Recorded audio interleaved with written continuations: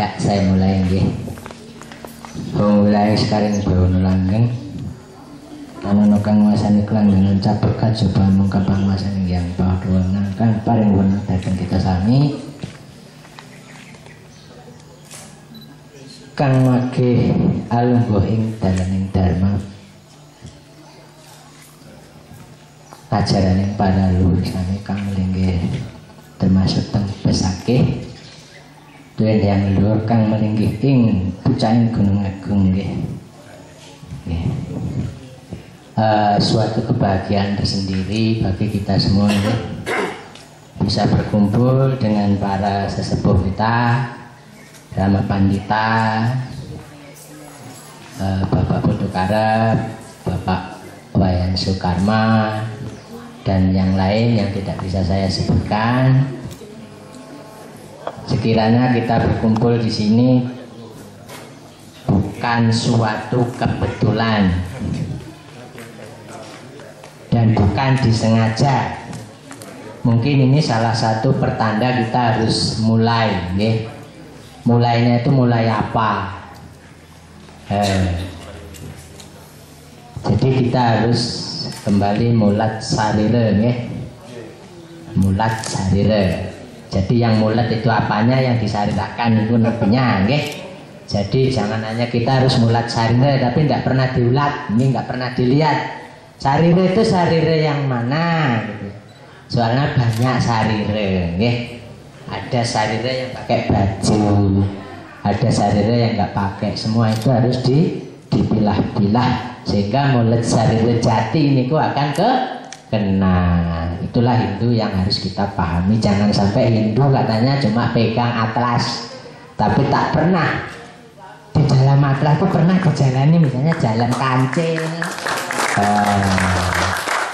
Jalan kancil itu ada apanya dalam cerita? Wah, itu ada rumahnya sekian-sekian. Begitu jalan di sana ternyata tempat pembuangan sampah. Itulah penampakan laku yang sebenarnya. Seharusnya kita seperti itu. Nah, kita sudah diberi jalan, diberi wadah satu di forum kita ini. Itulah untuk menapak laku sejatinya ngayah kepada umat nantinya, nggih.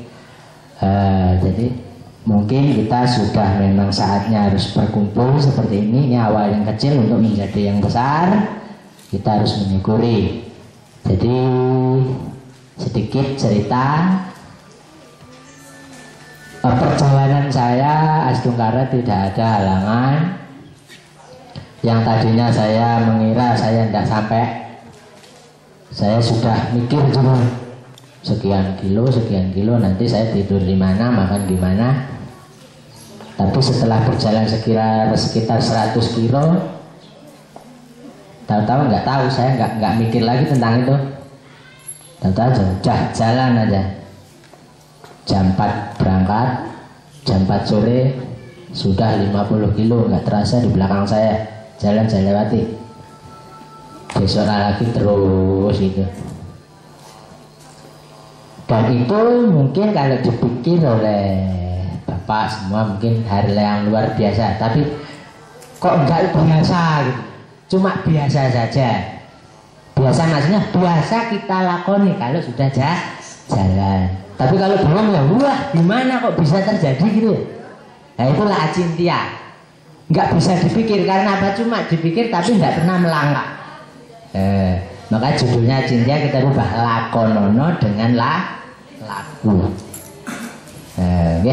Lakonono dengan laku itu adalah melakukan tapi dengan betul-betul tulus ikhlas, direnungi, diresapi, dimaknai, dikembalikan lagi ke dalam diri kita. Jangan kembalikan kepada yang di luar, kepada diri kita, ya.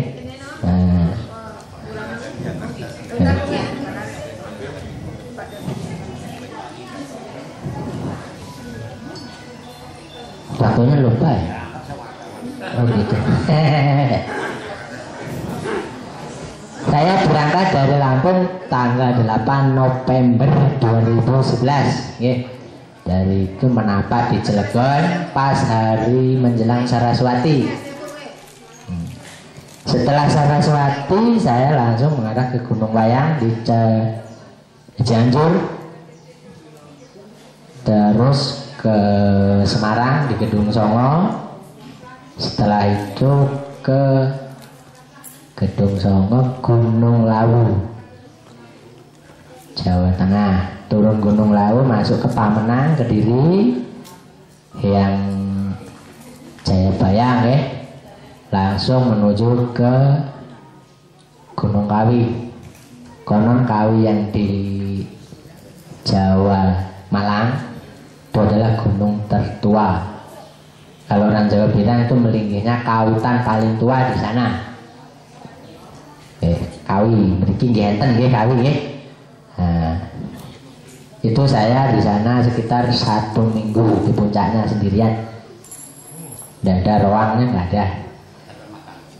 Makanya cuma daun-daunan. Dari Kawi saya menuju ke Mandaragiri Semeru. Itu sekitar berapa kilo ya? Itu 3 hari sampai di Mandaragiri. Di Kawi, Gunung Kawi Malang, sampai ke Mandaragiri 3 hari cuma. Ya. Terus dari Mandaragiri ke Jember 2 hari. Jember, Glenmore, Gubuk Kancil 2 hari. Glenmore ke Tapang sehari setengah. Ya. Terus dari Gilimanuk sampai ke Pulaki itu sehari setengah. Pulaki Singaraja sehari. Singaraja Candigora sehari. Candigora Lempoyan setengah hari. Lempoyan Silayukti jam 8 berangkat sampai Silayukti jam setengah 3. Silayukti ke sini berangkat jam setengah 8 sampai sini setengah 12 kayaknya, setengah 2. Dan saya nggak tahu itu yang ngasih kekuatan, nggak tahu. Saya nggak pernah capek yang jelas. Bahkan bisa ngantuk-ngantuk kalau jalan itu. Jadi kalau jalan udah ngantuk itu mungkin karena nikmatnya bukan main, ya. Jadi orang nikmat atau istilahnya bahagia itu tidak hanya waktu makan atau tidur. Jalan pun ternyata enak. Rupanya para leluhur dahulu senang mengembara karena mengembara itu enak. Tapi jangan dikira nggak ada korban. Kuku saya nggak ada yang tumbuh ini, guys, 1.